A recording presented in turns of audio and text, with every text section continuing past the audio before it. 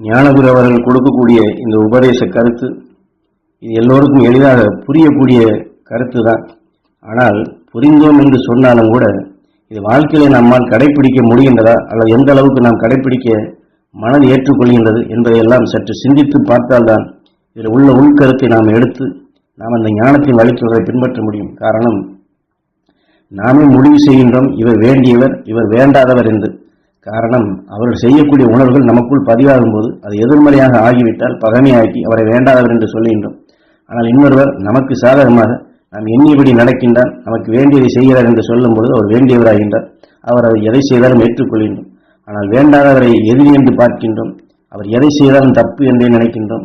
அடுத்தவரிடம் அவன் பார் எப்படியெல்லாம் செய்கின்றான், என்னவெல்லாம் செய்கிறான் என்று இப்படித்தான் சொல்லும். இதெல்லாம் தெரிந்த விஷயம் தான், தெரியாத விஷயம் அல்ல. ஆனால் இதில் முக்கியமான விஷயம் என்னவென்றால், அவரை நாம் எதிரியாக கருதுகின்றோம். ஆனால் அவர் நல்லது செய்கின்றார். ஆனால் நல்லது செய்தாலும் கூட நாம் என்ன சொல்லுகின்றோம், அவர் எந்த குறிக்கோளுடன் முதல்ல பதிவு செய்தோமோ, பார் ஊரை ஏமாற்றுவதற்காக நடிக்கின்றான், என்னவோ நல்லது செய்வதாக சொல்லுகின்றான் என்று இப்படித்தான் நாம் சொல்லுவோமே தவிர அவன் உண்மையிலே நல்லது செய்கின்றானா என்று நம்மால் பார்க்க முடியவில்லை. ஆனால் நல்லதை செய்வான், செய்வதை நம் மனது ஏற்றுக்கொள்வதில்லை. ஏற்றுக்கொள்வது மட்டுமல்ல, மீண்டும் அவனை பற்றி தவறான உணர்வுகளை வளர்த்துக் கொள்ள, இதை நாம் திருத்த வேண்டும் என்பதற்குத்தான், மாற்றிக்கொள்ள வேண்டும் என்பதற்குத்தான் இதை நமக்கு ஞாபகப்படுத்துகின்றார். ஆனால் வேண்டியவர்கள் என்றால் நாம் எப்படி பார்க்கின்றோம், அவர்கள் தப்பு செய்கின்றார்கள் அறியாது.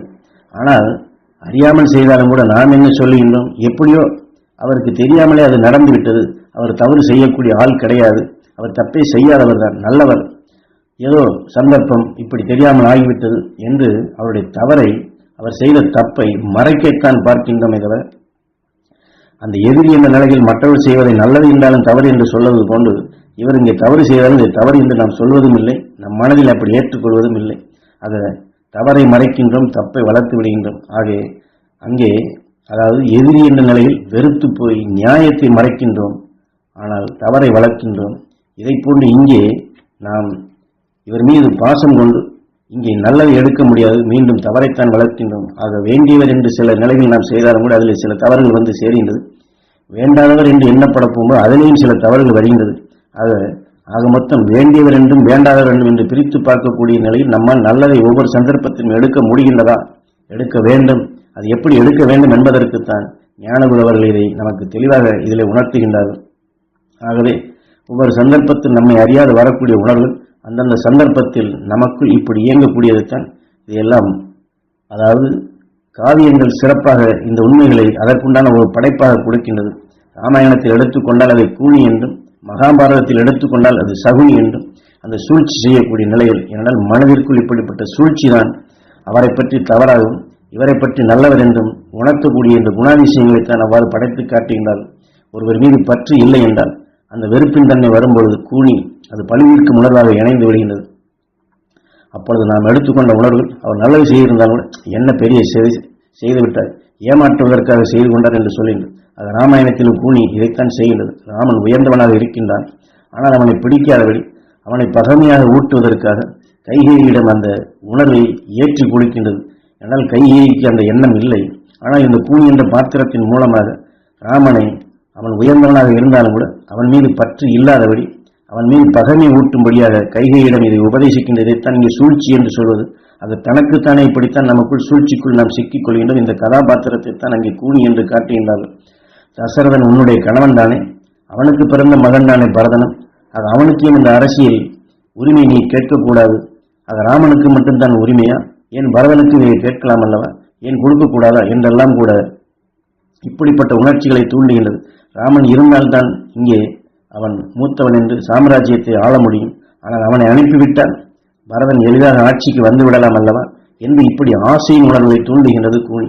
ராமனை பிடிக்கவில்லை, பகைமையை ஊட்டி அவ்வாறு செயல்படுகின்றது. ஏனென்றால் நமக்குள் எதிரியான உணர்வுகள், ஏனென்றால் முதலில் சொன்ன போன்றுதான் வேண்டாதவர் என்று வரும்பொழுது அவரை பிடிக்கவில்லை என்றால் நாம் அவரை அங்கிருந்து நகர்த்துவதற்கு, அங்கே அவர் நல்லவராக காட்ட முடியாதபடி தவறு செய்வதாக காட்டுவதற்கு நாம் என்னென்ன வேலைகளை அதைத்தான் செய்வோம்.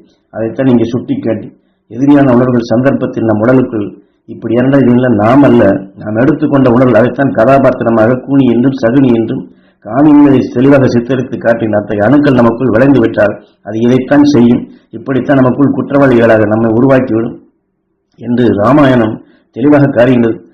காவியங்களிலோ மகரிஷிகளோ ஞானிகளோ நமக்கு கொடுக்கப்பட்ட இந்த சாஸ்திரங்கள் எல்லாம் சாதாரணமானது அல்ல. அந்த மூல கருத்துக்களை நாம் உணர்ந்து கொண்டால் இந்த வாழ்க்கையில் நம்மை அறியாது இயக்கின்றால் நம்மை அறியாது இயக்கக்கூடிய நிலைதான் இது. தவிர நாம் தெரிந்து இவ்வாறு சொல்வதில்லை. ஆனால் அந்த சந்தர்ப்பத்திலே நாம் இதை செயல்படுத்த வேண்டும். அதற்குத்தான் நன்மைகள் பல செய்ய துணிவு வேண்டும் என்று சொல்வது. ஒருவர் தவறானவர், அவர் தவறு செய்யக்கூடியவர், அவர் வேண்டாதவர் என்று நாம் பதிவு செய்தாலும் அவர் ஒரு நன்மைகளை செய்கின்றார். அவருடைய நன்மை நிலைகள் நாம் அந்த நன்மைகளை எடுத்துக்கொள்ள முடியாதபடி நாம் பதிவு செய்த அவருடைய தவறான உணர்வு என்று பதிவானது நம்மை அங்கே நல்லதை பெற விடாதபடி அவருக்கு நான் நல்லது செய்ய விடாது தடை செய்கின்றது. இப்படி நல்லது என்று செய்பவர் தவறு செய்யப்பட போகும்போது அந்த தவறை நாம் திருத்த முடியாதபடி அந்த தவறை ஏற்றுக்கொள்ளும்படியாக வந்து விடுகின்றது. ஆக இப்படித்தான் அறியாத நிலையில் இயக்கக்கூடிய அந்த உண்மை நிலைகளை பாரபட்சமின்றி ஒவ்வொரு உயிரும் கடவுள் உடல் ஆலயம் என்ற நிலையில் மதித்து உட்பொருளை அறிந்தோம் என்றால் தவறு செய்பவர் என்பதோ அல்லது தவறு செய்யாதவர் என்றோ அதை யார் தவறு செய்கின்றார், யார் தவறற்றவராக செயல்படுகிறார் என்று இப்படி தனித்து பார்க்காதபடி சந்தர்ப்பம், அந்த உயிர் அது நுகர்ந்த உணர்வு அது எவ்வாறு இயக்குகின்றது, அது இயக்கிய நிலைகள் அது எவ்வாறு தவறாகின்றது, அது அந்த இயக்கி தவறில் அவர் விடுபட வேண்டும், அதை இவர் இயக்கி அறியாத நிலையில் செய்யக்கூடிய நிலையில் இவர் விடுபட வேண்டும் என்று அது நண்பனாக இருந்தாலும் சரி, அதை எதிரியாக கருதினாலும் சரி, அங்கே நல்லதை நாம் நுகர்ந்து நல்லதை நாம் வளர்த்து அங்கே அறியாத தீமைகள் அங்கே இயக்கப்பட்டு தவறு செய்தாலும் தவறிலிருந்து அவர் விடுபட வேண்டும், தவறிலிருந்து மீட்கக்கூடிய சக்தியாக நாம் செயல்பட வேண்டும். அதை இதைத்தான் நன்மைகள் பல செய்ய துணிவும் என்று சொல்வது. அந்த இடத்தில் நமக்கு துணிவு வேண்டும். வேண்டாதவர் என்றோ வேண்டியவர் என்றோ நாம் பார்க்காதபடி நமக்கு வேண்டியது நல்லது, அது எல்லோருக்கும் நல்லதுதான் வேண்டும். அந்த நல்லதை நாம் வேண்டி விரும்பி அதை நமக்குள் வளர்த்து அதை பற்றுடன் பற்றி அந்த நல்லதை ஒவ்வொருவருக்கும் உருவாக்கும் சக்தியாக நாம் தீமையிலிருந்து விடுபடும் நிலையாக துன்பத்திலிருந்து விடுபடக்கூடிய சக்தியாக பகைமைகளை அகற்றி ஒன்றி வாழும் உணர்வாக. ஏனென்றால் வெளியிலே வேண்டாதவர் என்று சொல்வதல்ல, வெளியிலே வேண்டியவர் என்று சொல்வதல்ல, இங்கே வேண்டாதவர் வேண்டியவர் என்று எடுத்துக்கொண்ட உணர்வு நம் உடலுக்குள்ளும் இத்தகைய பாரபட்சம் கொண்ட அணுக்கள் உருவாகி அது இங்கே உடலுக்குள் போராட்டமாகி இங்கே வேண்டியது என்றும் வேண்டாது என்றும் தனக்குத்தானே தன்னை மறைக்கும் நிலையாக தனக்குள் இருக்கக்கூடிய இருளை சேர்க்கும் நிலையாக இது அமைந்துவிடும். ஆக இதைத்தான் நமக்குள் அறியாத இருளை அந்த பகைமைகளை அகற்றி ஒன்றி வாழும் நிலையாக நாம் அறிஞானிகள் காட்டிய அருள்வழியில் காவியங்களில் சாஸ்திரங்கள் கொடுக்கப்பட்ட பேருண்மைகளை உண்மைகளை உணர்ந்து அதை நமக்குள் பெருக்கி உயிரோடு ஒன்றி நம் உடல் உறுப்புகளை உருவாக்கிய எல்லா அணுக்களிலும் ராமன் மனதை குவித்தான் என்று மகர்ஷியின் ஞானிகள் வாழ்ந்தது கொண்டு அவர்கள் எப்படி சகோதர உணர்வு கொண்டு தெய்வீக பண்பு கொண்டு அன்பும் பண்பும் பரிவும் பாசம் கொண்டு ஒவ்வொரு உயிரையும் அவர்கள் மதித்து ஒவ்வொருவரும் உயர்ந்த நிலை பெற வேண்டும் என்று யாரையும் அவர்கள் தீமையாக கருதாதபடி ஈசன் வீட்டிற்கும் ஆலயம் புனிதம் பெற வேண்டும் என்று அவர்கள் அருள் சேவையாக அவர் செய்தார்களோ அந்த உணர்வின் தன்மை நாம் பற்றுடன் பற்றி ஏகாந்தமாக வாழும் நிலையாக காவியங்கள் காட்டிய மகர்ஷியால் கொடுக்கப்பட்ட அந்த உண்மைகளை நாம் தெளிந்து தெரிந்து ஒவ்வொரு சந்தர்ப்பத்திலும் இதையெல்லாம் சீர்தூக்கி பார்த்து ஞானிகள் காட்டிய வழியிலே ஞானிகள் உபதேசித்து உணர்த்திய நிலையில் நாம் சிந்தித்து பார்த்து அதன் வழி இந்த வாழ்க்கையை வழி நடத்த வேண்டும். இந்த வாழ்க்கையில் அதையெல்லாம் கடைபிடித்தோம் என்றால் நாம் மகான்களாகின்றோம், தெய்வீக நிலைகள் பெறுகின்றோம். மனிதனாக இருக்கக்கூடிய நாம் ஞானிகள் காட்டிய வழியில் செல்ல அந்த அஞ்ஞானத்தின் வழித்தொடராக நாம் பெற ஒவ்வொரு சந்தர்ப்பத்தில் நம்மை நாம் அருள்வழியிலே அழைத்து செல்லும் நிலையாக அல்வாழ்க்கை வாழும் நிலையாக இதை அமைத்துக் கொள்ள முடியும். அதற்குத்தான் ஞானகுரு அவர்கள் இது போன்ற நுணுக்கமான விஷயங்களை நாம் அதாவது சிந்திக்க மறந்த நாம் அறியாத நம்மை சில வகைகளில் நம்மை இழுத்துச் செல்லும் நம்முடைய எண்ணம் சொல் செயல் தவறான வழியில் நம்மை அறியாது இழுத்துச் செல்லும் இது போன்ற நிலையிலிருந்து நாம் நம்மை மீட்டிக் கொள்ள நம்முடைய பாதையை சரி செய்து கொள்ள நம்முடைய எண்ணங்களை தூய்மைப்படுத்திக் கொள்ள நம்முடைய பார்வை சொல் செயல் அனைத்தையும் தூய்மைப்படுத்தி எல்லோரையும் காத்திடும் நிலையாக. ஏனென்றால் அவர்கள் செய்யக்கூடிய தவறை அல்ல, அவர்களை காத்திடும் நிலை என்றால் அவருக்குள் தெய்வீக நிலைகளாக அவர் குணங்கள் அதுதான் மனிதனாக அவரை உருவாக்கி இருக்கின்றது. அது அந்த தெய்வ குணங்கள் ஓங்கி வளர்ந்து அவர்கள் தெய்வீக நிலையை பெறுவதற்குண்டான சந்தர்ப்பமாக நாம் இதை ஏற்படுத்தி அது வேண்டுவர் என்றோ வேண்டாவர் என்று பார்க்காதபடி ஈசன் வீற்றிருக்கக்கூடிய ஆலயத்தில் அருள் உணர்வுகள் படர வேண்டும், அருள் உணர்வுகள் அங்கே ஓங்கி வளர வேண்டும், அவர்கள் அறிஞானிகளாக வளர வேண்டும் என்று இந்த உணர்வை நமக்குள் வளர்த்து இதையே நமக்குள் பெருக்கி இதன் வழியை நாம் சென்றோம் என்றால் நாம் அந்த அறிஞான வழித்தொடராக அதை போன்ற ஞானிகளாக நாம் வாழ முடியும். ஏனென்றால் ஞானகுரு அவர்களும் சரி, மாமகரிஷி ஈஸ்வராய குருவர்களும் சரி, எல்லா ஞானிகளும் சரி, மனிதன் அடுத்த நிலையான தெய்வீக நிலை பெறுவதற்குண்டான நிலைகளைத்தான் நமக்கு வழிகாட்டி சென்றுள்ளார்கள். அதற்குத்தான் ஆலயங்களையும் படைத்தார்கள், அதற்குத்தான் ஒவ்வொரு இடத்திலும் தெய்வத்தை உருவாக்கினார்கள். அது அந்த தெய்வீக நிலைகளை நாம் பெற வேண்டும் என்றுதான் சாஸ்திரங்களும் கூறுகின்றது. அது அந்த தெய்வீக நிலைகளை நாம் பெறுவோம். குருநாதர் காட்டிய வழியிலே இது போன்ற நிலைகளை நம்மை அறியாது இயக்கக்கூடிய பகைமை உணர்விலிருந்து விடுபட்டு நம் உடலில் இருக்கக்கூடிய அணுக்களை ஒன்று சேர்த்து உயிரோடு ஒன்று என்றும் மகிழ்ந்து வாழ்வோம். ஞானகுரு உபதேசித்த உணர்வுகளை நாம் இந்த வாழ்க்கையை கடைப்பிடிப்போம்.